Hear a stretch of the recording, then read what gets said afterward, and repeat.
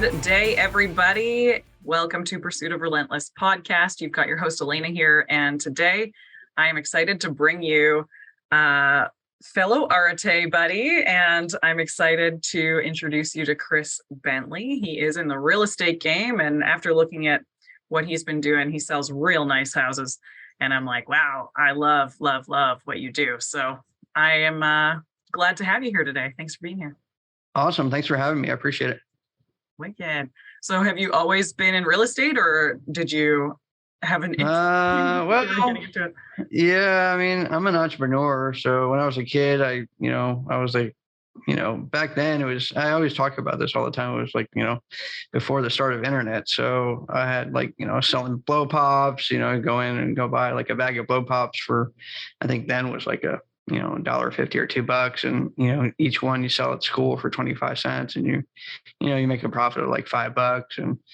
And back then, there wasn't eBay, there wasn't coaching, there wasn't YouTube. So I wish there was. Like I'd figure out eBay and Amazon a lot quicker. But yeah, it was just different. I'm a different thread, as you can kind of say. But there's a lot of people like me that kind of started out that way. I'm originally from the East Coast, so I did I raked people's leaves in the winter, or in the fall I should say. I shoveled in the winter and snow, that is. And I just hustled. I love working. It's just a thing that was passed on. My parents, at least my dad, and then my grandparents are immigrants to this country from Greece. So that was instilled at a young age. And I like just doing stuff, and I hate sitting still. So I kind of did that. And then I got into real estate. There's a guy that I learned from. He was my mentor, and he's still active and doing big things on the East Coast and the Maryland, DC, Virginia area is where I'm from. So I learned it from him, and then pretty much like I did whatever I could to learn everything I could from him, and then I just started my journey. Cool.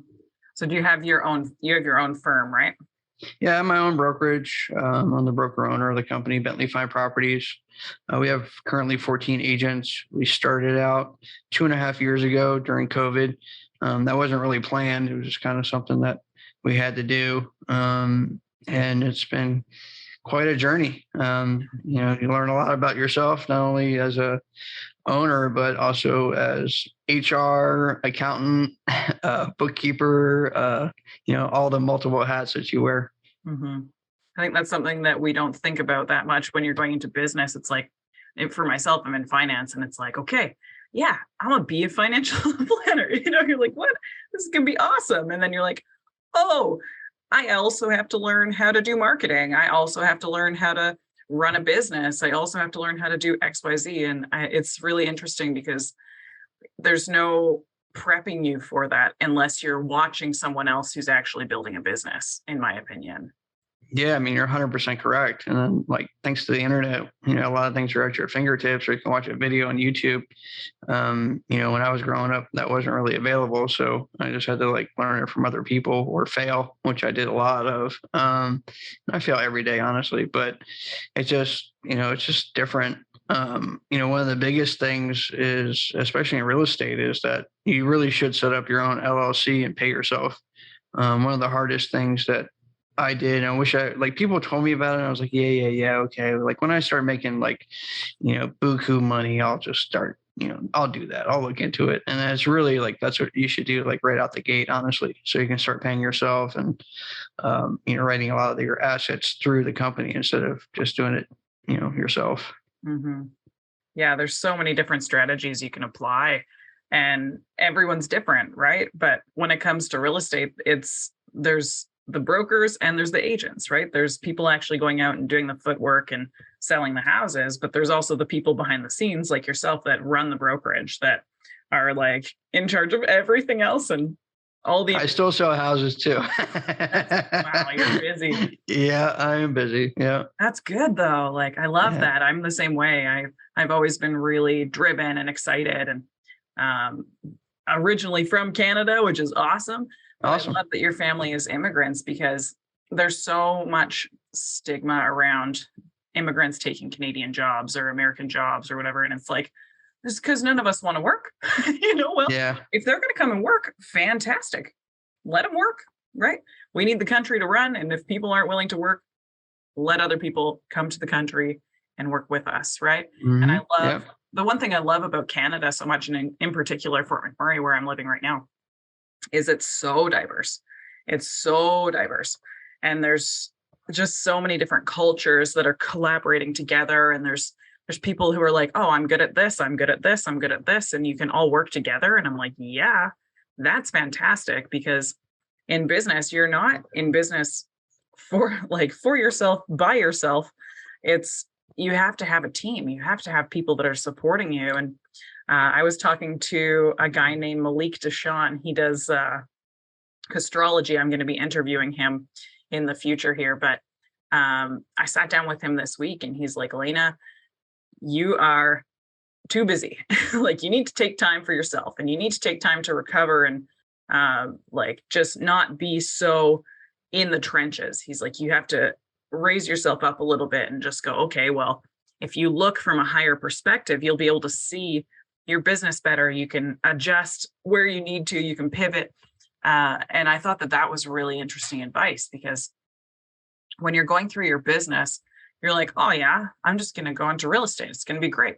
And then the reality hits, right? That you, like you said, you have to be the bookkeeper and everything all at once. And I think it can get a little overwhelming for people. So if you have that expectation up front when you're going into a new business, for example, that it's going to be hard and you're going to have to work a lot, and you're going to have to, sell your soul to your business until you can make it profitable.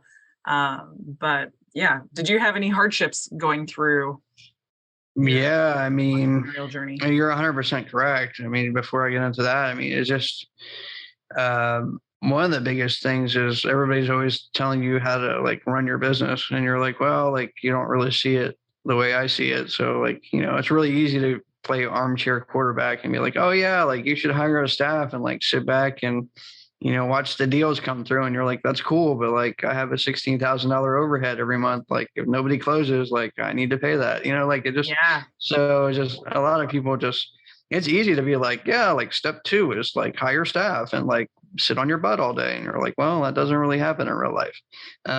Maybe in year like 3 through 6, but yeah, just, I've come through a lot of different stuff in terms of setbacks. The biggest one, most recently that kind of really taught me the lesson was I rented, or at least a new car, a new BMW, and I signed up for a new lead program, and I couldn't afford like the higher name lead programs out there. So I was like, okay, well, I'll buy like everything that this lower level lead program has. And it was great until they got delisted, and then I was stuck in a contract for 6 months I was delisted from that company was delisted from Google. So I was stuck with no leads, and I was paying a huge amount of money every single month to them for a service that I'm not providing. So it was Wow. quite like an impossible feat. It got to the point where I was like eating eggs and bacon every single day for lunch, breakfast, lunch, and dinner. It got to the point where I had to like almost move into my car that was like newly leased. Like it was such a mess. And I was in like such a depressed, like lonely state. And like people would be like, hey, like come out, like I'll pay for it. I'm like, no, like you don't want to hang out with me. Like I'm just grumpy and irritable. But yeah, I managed to turn that around. It took a little while. I had to go get a job, something that I hated, but that's cool. Like, you learn lessons along the way. Just that the thing about it is, and really a twofold thing is as you get older, it takes a lot longer for you to like go back to where you started from.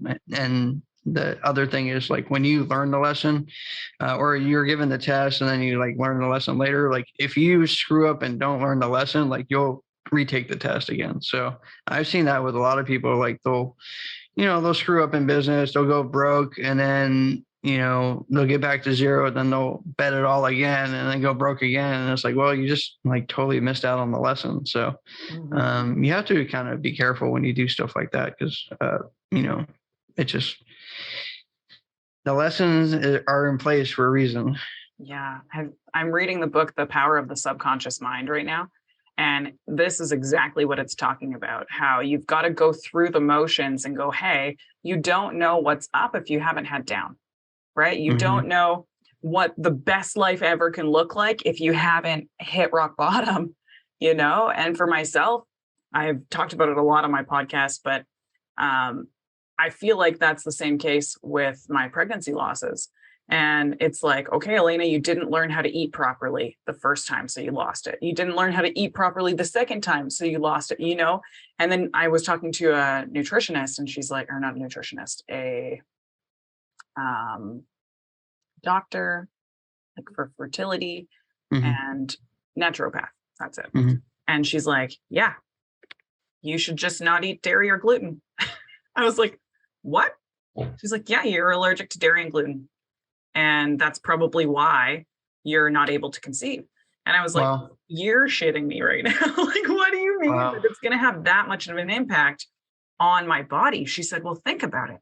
You can't process these foods, which means you're in like that struggle, that fight or flight mode constantly, and you can't create from that place. And I was like, Wow. what? Like that just blew my mind. But at the same time, once you go through those things, it's like, where are your learning moments? Where can you go, Hmm. oh, I get it. Right. Or in business, you're just looking at it going, oh, how come my whole team just quit? Or like, why don't people Yeah, that's show up to just training? one unlock. Yep. And just that one unlock, that one person you met unlocked it for you. Yeah. And it's Life so is wild. cool. Life is wild. That's for sure. Yeah. Associations are everything. Like I just did an episode with a guy yesterday, and he was like, the power of the people around you is all that you have to worry about, because it's who you surround yourself with, it's the conversations you're having, it's the people that you're in alignment with that are moving you towards where you want to go. And putting yourself in a room like in Nashville, I'm so excited. uh it's it's different. You up your identity when you hang out with those people that you're like, oh, I'm in this room with these people who I belong with, right? And you're sitting here talking to people making millions and millions and millions of dollars, and making massive impacts on the world, and yet you're just like, I don't belong here. That's the imposter syndrome that you got to get over and believe that you do belong there because you're in that room. So you clearly belong there, right? Yeah, it's a different vibration level too. So Yeah, that's huge. Are you coming to Nashville? I'm not. No, I'm way too busy right now. That's okay. It's a busy season. It's my busy season too. But Yeah, thankfully, I get to work from other places, which is really convenient. that's So, awesome. yeah, I'm excited. I've never been to Nashville. So I'm like, here we go. It's on my bucket list. So, I drove through a couple months ago. I just got back from Vegas from a speaking engagement. So yeah, cool. I attended. I didn't speak, but yeah, it was definitely an eye-opening experience. Everybody on stage does at least $1 million a month, and they do various different things, and it's definitely like an eye awakening, or just awakening in general, in terms of what people are capable of, and what you're capable of as well. Because you have the same drive and same motivation. That's why you're sitting in that chair. So it's just a matter of putting the pieces together. Have you always been into personal development, or did that start recently? That kind of started recently. I've been on a huge kick about getting on stage. I did my first uh, my first event probably a couple of months ago, earlier this summer. And I absolutely loved it. And I've been speaking about 2 times a month, just like 50 to 70 people about real estate.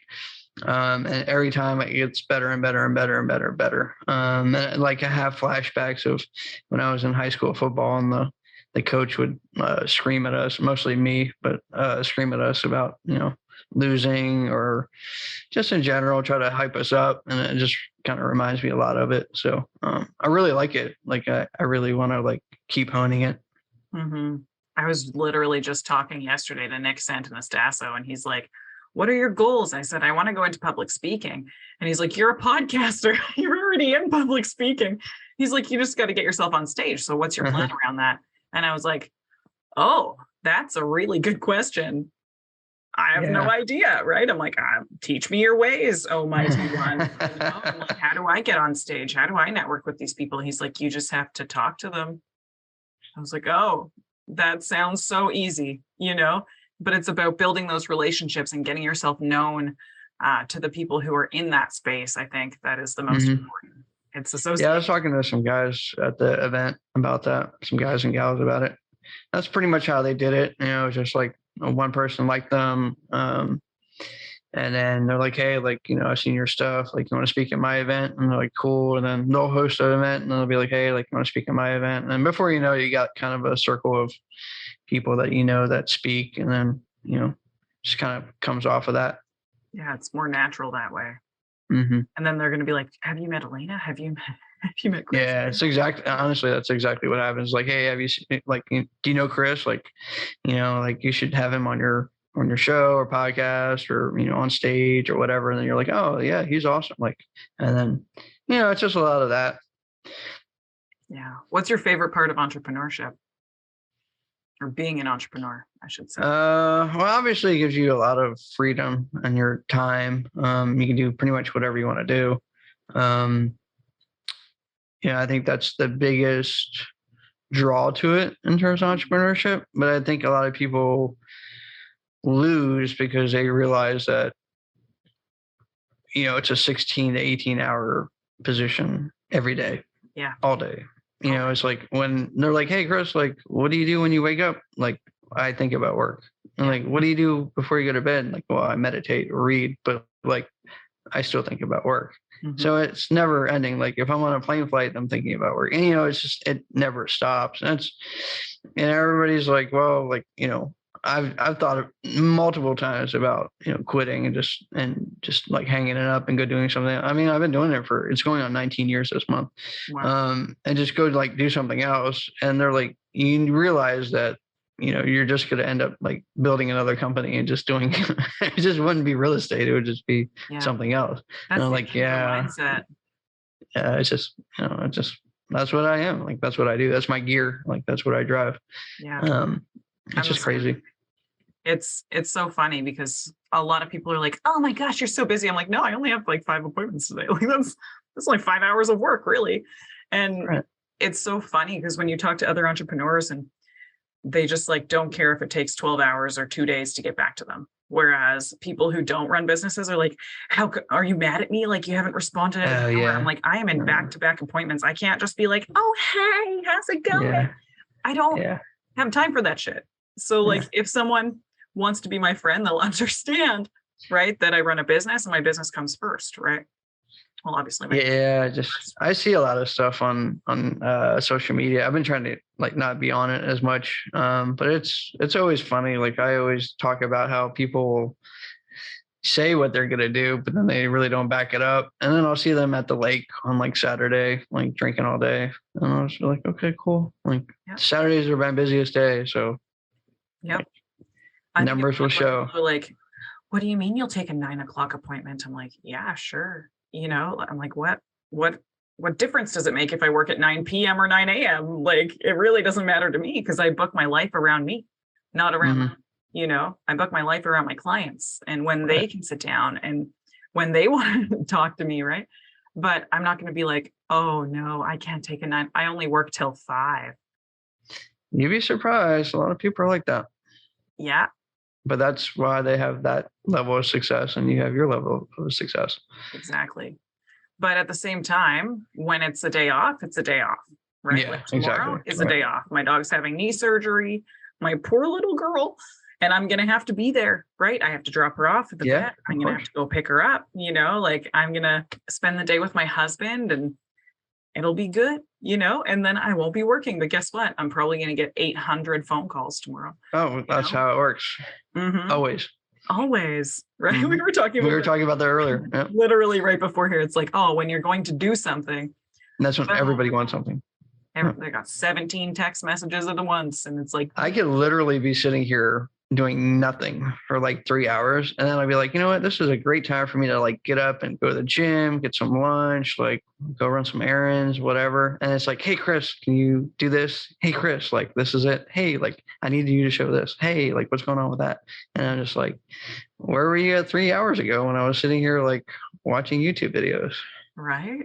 and Well, checking out my stock portfolio, you know?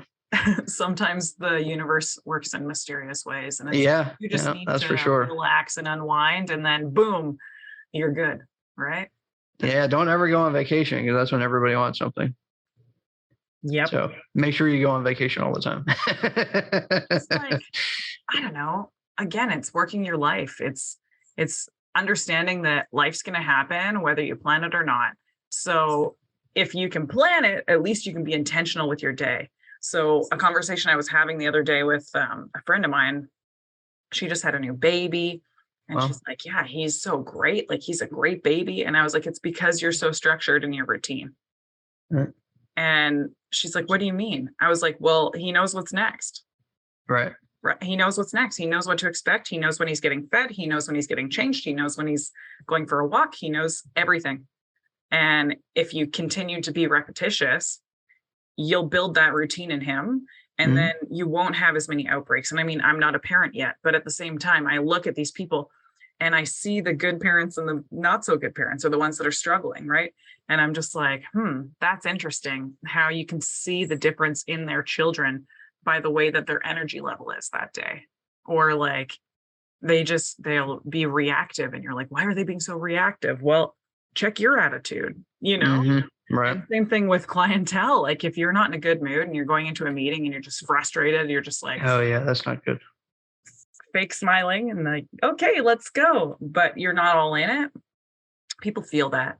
I think Mhm. it's really important to understand that your energy and your body language and how you speak to people is very, very important when it comes to sales and marketing and like business in general.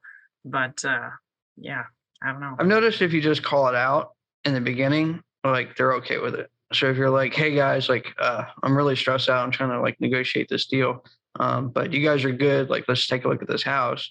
And then they're like, okay, well, like he put in some context of why he's like acting that way. Or if I'm like, hey guys, like literally I just woke up. Like I'm half asleep. Like I'm sorry. Like I'll show you that house or I'll help you out. But just give me a little bit to kind of like shake it off. And then people are like, okay, cool. Like versus me just trying to fake it or, me like pretending to be in the mood. If I just say it like, and then call it out, like, hey, it's on me, then like they're totally cool with it because they're like, okay, well, he said that that's the way it's going to be. So that's the way it's going to be. Yeah, you nailed it. Nailed it. It's honesty. If you can just Mhm. be honest with people, people understand. I think the coolest thing that happened during COVID is people are more real now. It's the CEOs, you see them running around with their kids in the background, and you're like, this is their life, right? But they just don't show you that until opportunities to work from home, or, Mhm. it's just totally different mentality now, I find, with people that are especially in the success space. And they're just being more real. Like Tony Robbins the other day was like, oh, it's National Daughter Day or whatever. And he's just like posting a picture of his family. And that's not something he would normally do, right? He'd be Right. talking about his work and what he's doing to change the world and feed people and educate. And you don't necessarily get to see the backside of things, that is the reason that he is the way he is, right? Like just Yeah, it's crazy. People are people. right. Oh, that's something that I've noticed a lot, even just like this year. So I've been in business for going on 7 years now. Awesome. And I feel like I'm like just scratching the surface of what it's like to be a business owner, and I'm like, okay, this is interesting because it's not like, I don't know. So when I picture like the CEO, it's stacks of paperwork and 800 people trying to get a hold of them and stuff like that. And I'm like, is that how my life is? Kind of, but not really, because it's less stressful than I expected, but more responsibility than I expected as well. Like you said, Right. you don't necessarily get to just shut off your phone. because you're responsible to take care of your staff and the people on your team and your Mhm. clients and stuff like that. But I feel like when I'm intentional and just going, hey, this is what I'm building, I can say no to these other things because they don't serve what I'm trying to accomplish in the next 3 to 6 months, for example. Do you feel that way too? You have to like limit some of the stuff that you take on.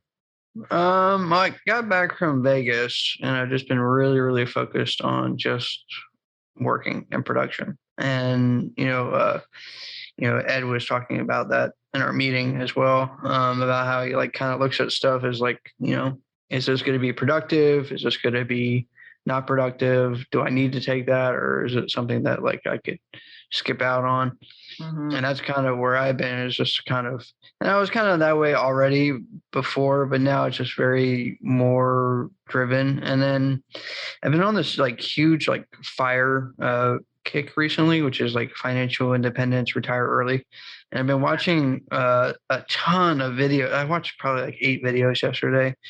I don't have TV, so I don't watch TV anyway. But I watched like a ton of these videos, and like people from all walks of life, all different parts of the country, just like retiring early and how they did it. And some people, um, do it one way, some people do another. And then there's like instances where stuff happens, like a couple got divorced and they had like split stuff up. So it talked about like how he had to do like, it went from they had a big portfolio of like stocks and equities and stuff, and then he also had the portfolio of real estate, and then they had to like split that up.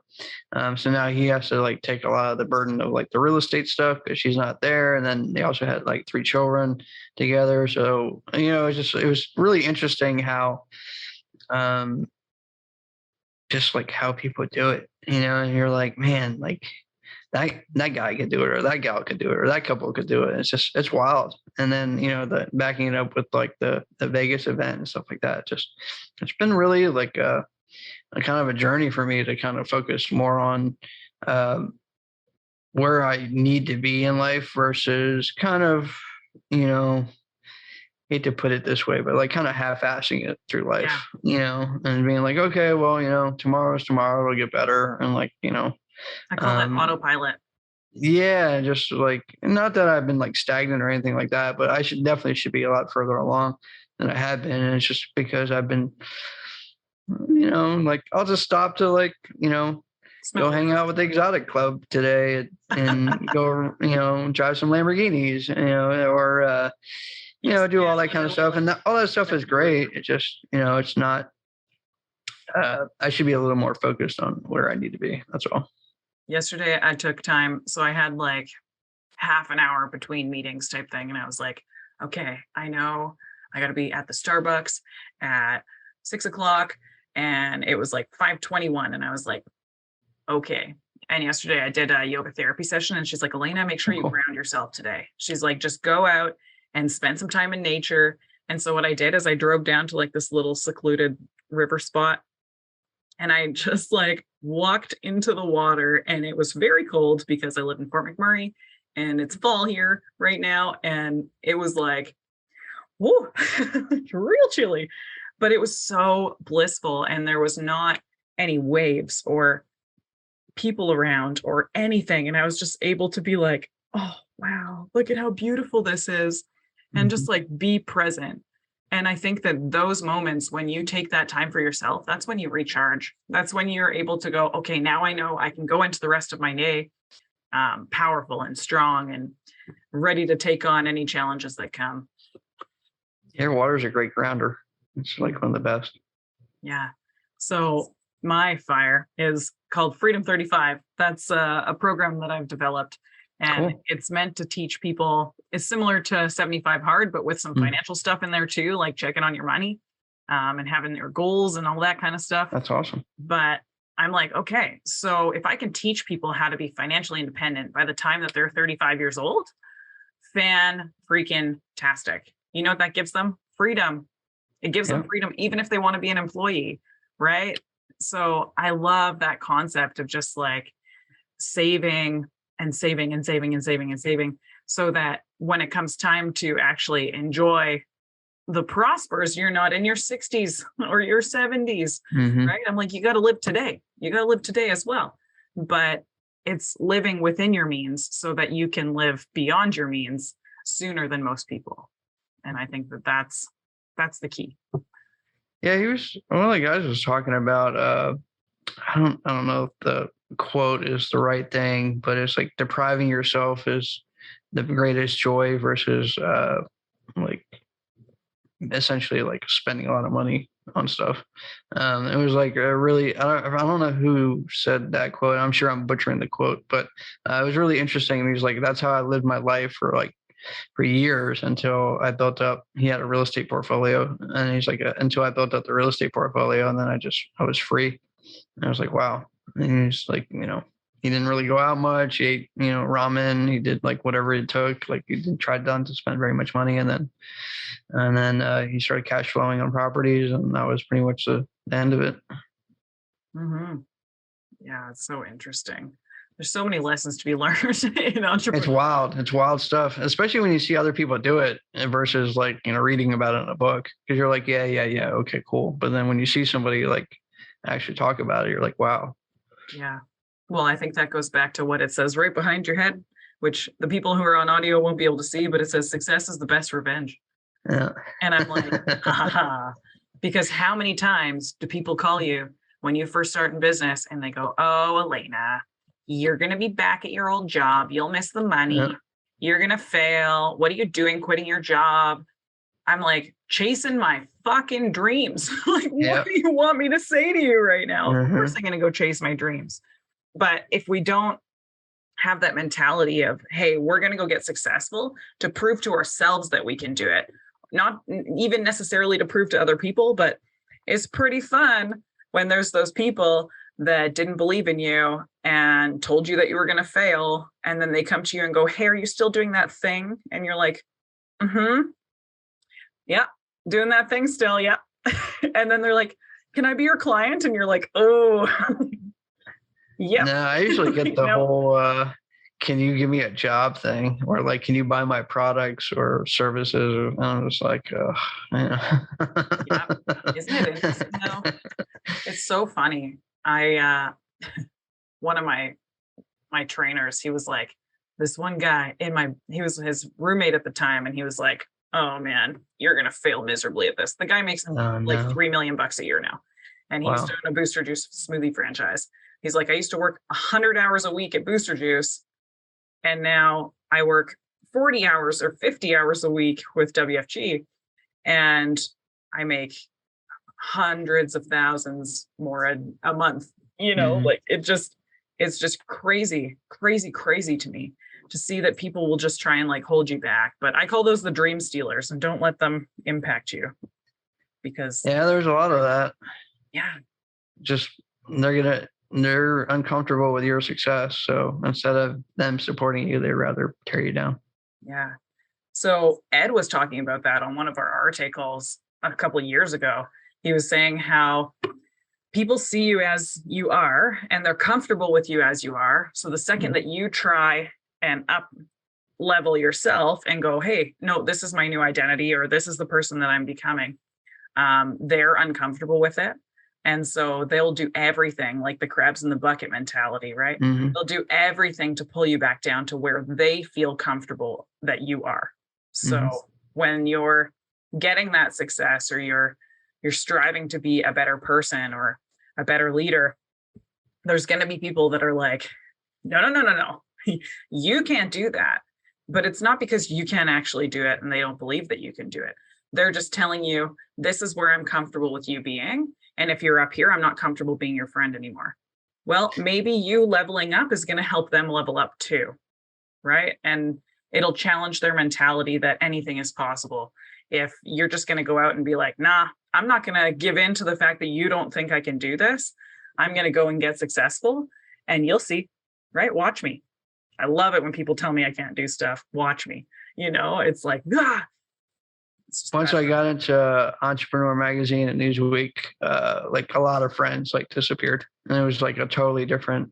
Like nobody hung out with me for like months, and then people started like coming back, and the only reason they come back is because it's different now. Like they even treat me different now. It's like, instead of it being like, oh, like he's one of the guys or whatever, it's like, hey Chris, like, can I get you anything? Like, can I help you out with anything? Like, and I'm just like, dude, like, we're the same people. Like, I was the same person before it came out. Like, I'm the same person afterwards. Like, I'll be the same person if I speak to 1 million people at Tony Robbins level, or if I speak to 10 people. Like, you can still, like, we'll still have corny jokes. We'll still, like, joke around. We'll still, like, talk smack. Like, I'm the same person. I'll always be the same person.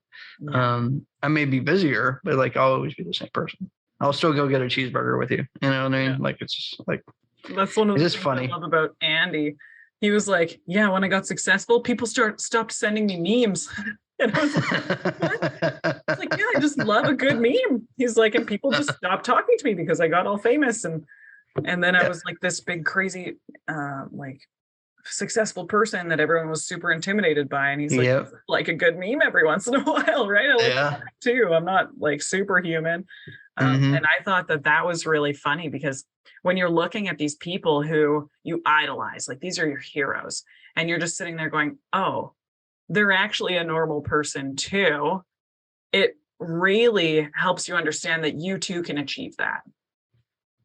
Yeah, there was who is the owner for the Dallas Mavericks, Mark Cuban. He was out and he like stopped at a 7-Eleven to get milk and bread, and everybody was like in shock. And then he like paid, and then people wanted to take photos and stuff.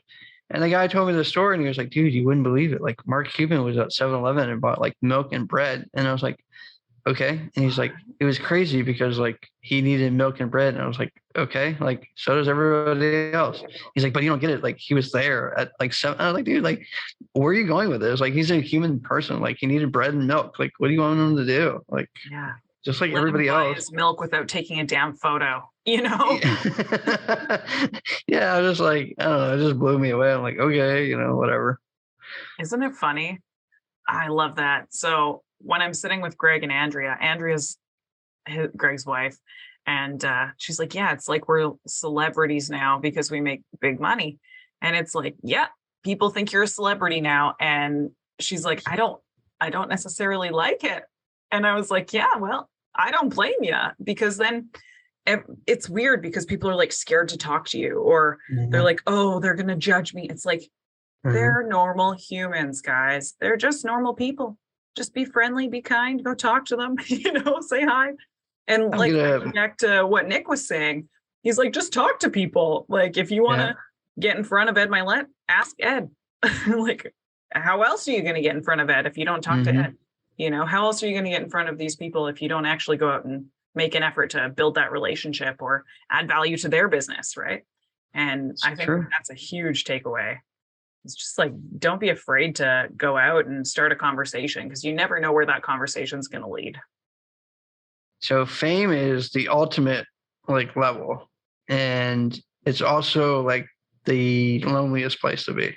Mm-hmm. And it's on one of my. I'm gonna create, and I'm working on it still. Like, I'm gonna be turning 45 in a couple of months, and I have like a list of over 50 things that I've learned in life. And like, that's one of the biggest ones that I've learned is like fame is like the ultimate level, but it's also the loneliest place to be. Mm-hmm. What are some of the other tips that are on there that you're like, I think that people starting out in entrepreneurship should learn this? Yeah. I mean, I, I, so like my team, I like kind of joke about this, but like with fame, like I'm like a dog chasing a car.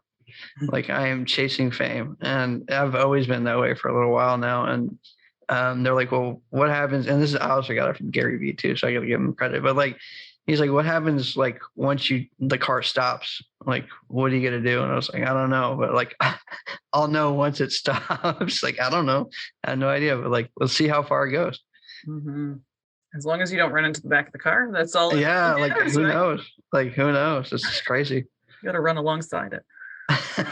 Or not get run over by it. Yeah, right. That's a big point right there, is not to get run over by it.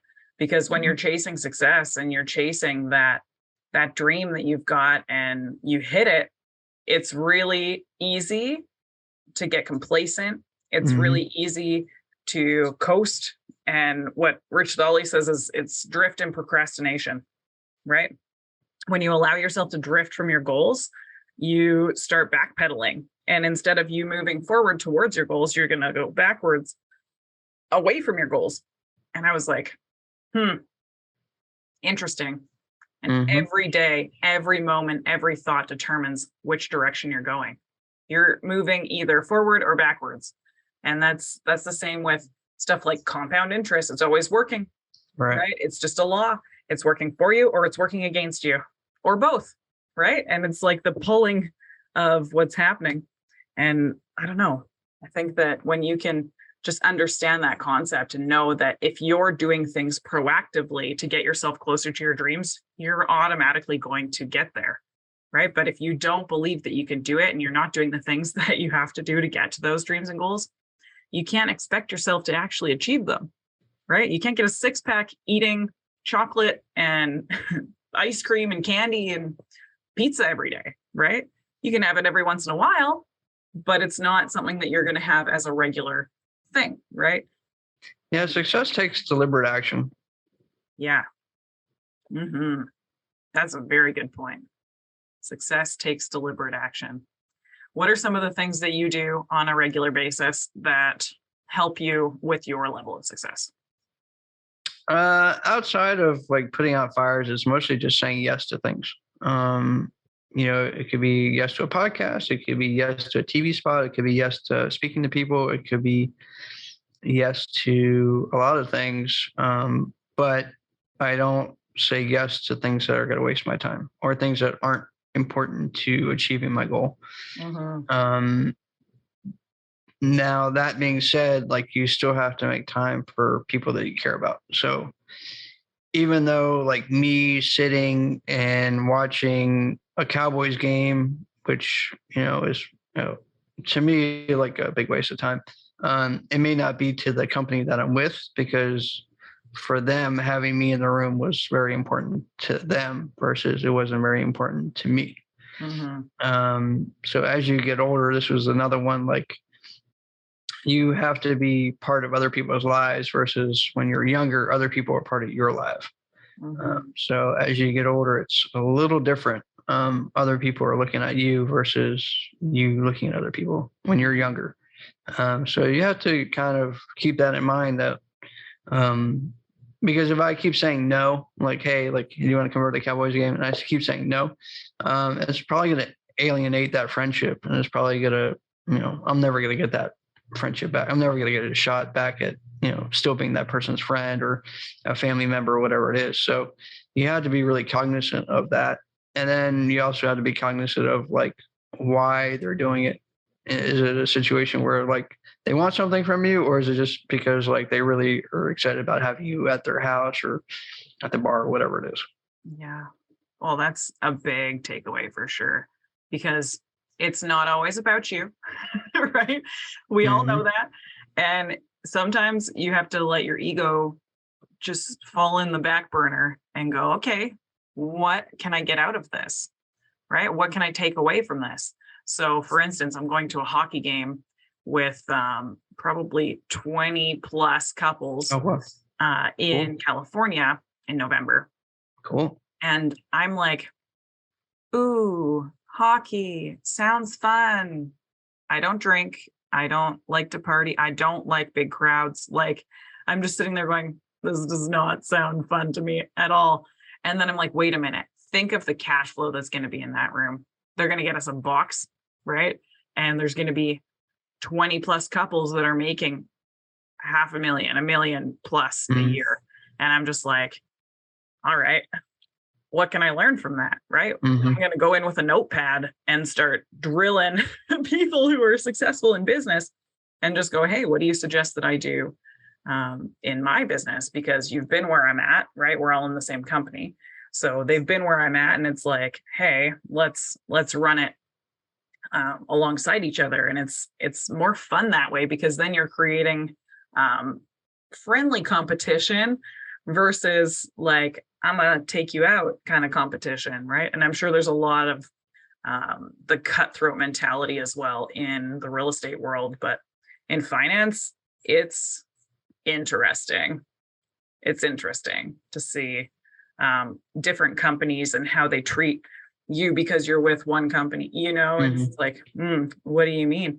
And I don't know, I find that if you just open up to the fact that you're all doing the same thing, you may be with a different company, but you can still learn from each other. There's big lessons to be taken away if you're just willing to open up and go, okay, I'm receptive to receiving any messages that may benefit me in the future. Right. Yeah, absolutely. Yeah. Wicked. So if there's someone who wants to get into real estate, what advice would you give them? Don't. Starting out? Don't. Oh, Just it really depends on what your plan is. Like, is it a situation where you just want to like side hustle and you want to make a couple extra bucks to buy a house or a new car or something like that? Like, that's cool. If it's a situation where you're like, hey, look, like I want to go look at some beautiful homes and check out chandeliers and home decor, like believe it or not, like people like doing that stuff. Like, man, I'm definitely not the brokerage for you, but like if that's what you want to do, cool. And the last person is the person that's like me, that's like, hey, look, like I don't want to work a job, like I gotta make money, like please just show me the ropes and like get the hell out of the way. And that's definitely like the person that I'm looking to hire. And then, but on the backside of that, you got to realize that, I mean, it's an all the time game. So, it's 7 days a week. So you can't really be like, oh, like, I'm going to decide not to work today. Well, like people are still looking at houses. So, right. it's just, like I got into it because I loved it and it's a hustle and I'm competitive and there's a lot of competition. Outside of that, if it didn't pay as well and there wasn't competition, like I would pass on it. And Mhm. I have this conversation with people all the time and they 100% agree with me because they're, for the most part, they compete against me. And we're all friends and we just kind of talk about how, like, if it wasn't that situation, like we would just go work jobs or go do something else or, sell something else because it just there wouldn't be any sort of drive to deal with people, blasting you at 11 p.m. at night because something's wrong or, there's a problem with your listing or, just a lot of problems that people don't think that happens with real estate. People just think that real estate because of the TV shows that like things just happen like that. Like they're just like, oh, like I'm looking to buy a house. And you're like, great, like here's a house. And you're like, great, I bought a house. And well, like it doesn't really work that way. Not at Um, all. and like people are like, this is fantastic. And I'm like, and then of course a lot of us as agents, we kind of glamorize it because we want to recruit other people to the firm and stuff like that and want other people to join us. But um, we glamorize it, but there's a lot of work behind the scenes and a lot of stress behind the scenes. So it's definitely not for everybody. That's for sure. I make sure to tell the people I'm recruiting, I promise you, this is not going to be easy, but it'll be the most fulfilling thing you ever do in your entire life. Hmm. Right? Like in the financial industry, you go in every single day and go, hey, whose life am I going to change today? Right? How am I going Hmm. to positively impact this person who's sitting in front of me? How am I going to help them change their mentality around money so that they believe that they deserve to have it or that it's easy to make or that it's going to flow easily for them, right? And there's so much misconceptions around money in particular and like what it takes to be successful, and everyone's definition of success is different. And one of the things that I hear all the time that really irks me, I sit down with people and I ask them like what they want their dream life to look like. And almost every single time, because there are some that are like super ambitious, but almost every single time they tell me they want to be comfortable and just want to be comfortable. Hmm. And I'm like, what does that mean? Like, what does They don't that want to be mean? famous. That's what They it is. don't they don't want to be famous. They don't want to make a difference. They just want to exist and they Hmm. want to get their life to this point. And it's Hmm. like, okay, well, great. But then once you hit that point, and we're going through this right now, we have money. And it's like, okay, what next? Right? When that struggle is gone, it's so interesting to see how your life changes because you just are like, well, I've achieved literally everything that I thought I would ever achieve in my life. And for my husband, he's not even 30. right? So it's like, what's next? Mhm. What are we creating now? And Malik was telling me that we're going to go into business together in real estate. And we're currently looking at like a sixplex townhouse unit. Cool. And I was like, interesting how I'm already like in the works of this. And yet when you sit down with someone who has psychic abilities and they're like, you're going to go into business with your spouse in real estate. I was like, well, we've already done pretty good with our real estate so far. So it's interesting to see that that's one of the business models that will get us further ahead in our lives. And I was like, that's cool. I like that. I like to think about what's possible instead of what's not possible, right? It's that possibility mindset that's so important. Yeah, as you get going, like, and you start achieving goals, you just create new goals. If you don't, like, you're just going to end up like kind of really complacent. And the same thing with like money. Money just gets you other options. So like the more money you have, the more options you have. Yeah, money's a tool. Exactly. That's what it is. I mean, yeah, wicked.